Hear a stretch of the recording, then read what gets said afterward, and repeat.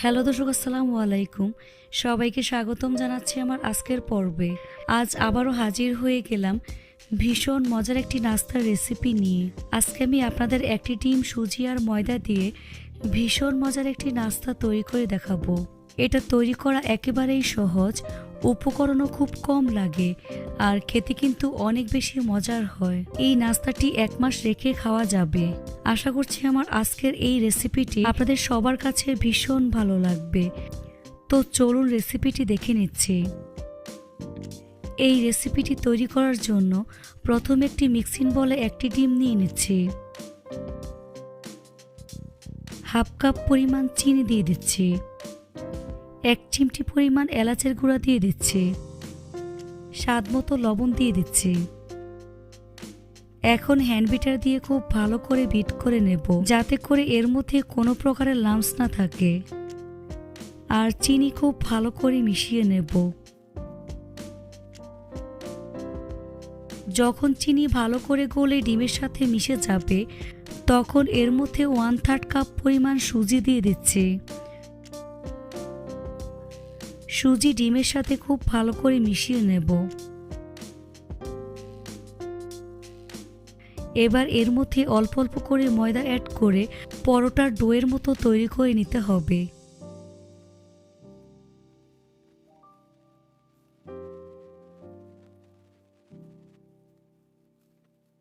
ডোটাকে প্রথম অবস্থায় একটু নরম মনে হবে, কিছুক্ষণ রেস্টে রেখে দিলে শক্ত হয়ে যাবে। এখন ঢাকনা দিয়ে ঢেকে রেখে দেব 10 মিনিটের জন্য। এর মধ্যে ডোটা ভালো করে সেট হয়ে যাবে।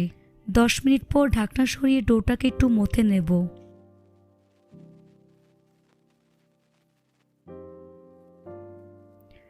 তারপর বোর্ডের উপর নিয়ে রোলের মতো করে নেব।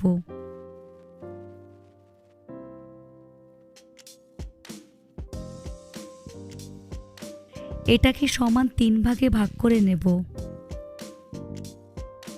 এখান থেকে 1 লেচি নিয়ে এভাবে চিকন লম্বা রোলের মতো করে নেব। তারপর ডো কাটার দিয়ে ছোট ছোট করে কেটে নেব। 1 থেকে 1.5 ইঞ্চি লম্বা করে কেটে নেব। এবার এগুলোকে উঠিয়ে এক সাইডে রেখে দেব। এবার হাতের তালুর সাহায্যে কুল বড়ই শেপ দিয়ে নেব। দেখে নিশ্চয়ই বুঝতে পারছেন আমি কিভাবে তৈরি করে নিচ্ছি।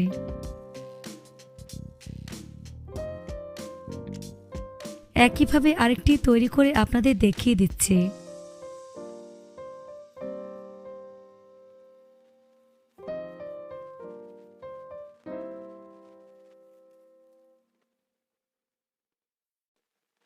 এভাবে সবগুলো তৈরি করে নিয়েছি।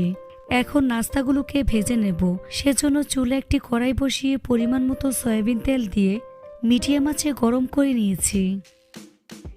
এবার এর মধ্যে একে একে নাস্তাগুলো দিয়ে দিচ্ছি। চুলার আঁচ মিডিয়াম টু লো হিটের মাঝামাঝি রেখে নাস্তাগুলোকে গোল্ডেন ব্রাউন কালার এবং ক্রিস্পি করে ভেজে নিতে হবে।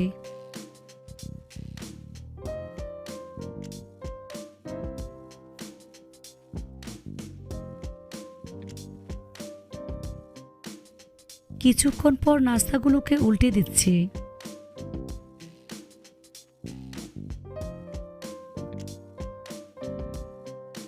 এভাবে অনবরত উল্টে পাল্টে গোল্ডেন ব্রাউন কালার এবং ক্রিস্পি করে ভেজে নিতে হবে।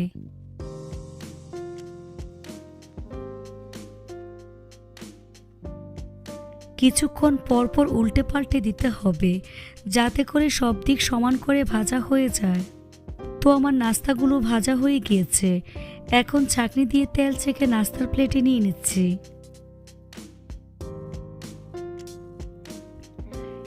একইভাবে আরও একটি ব্যাচ ভেজে আপনাদের দেখিয়ে দিচ্ছি। এই নাস্তাগুলোকেও গোল্ডেন ব্রাউন কালার এবং ক্রিস্পি করে ভেজে নিতে হবে। নাস্তাগুলোকে একটু সময় নিয়ে ভেজে নিতে হবে, আর চুলার আঁচ মিডিয়াম টু লো হিটের মাঝামাঝি থাকবে।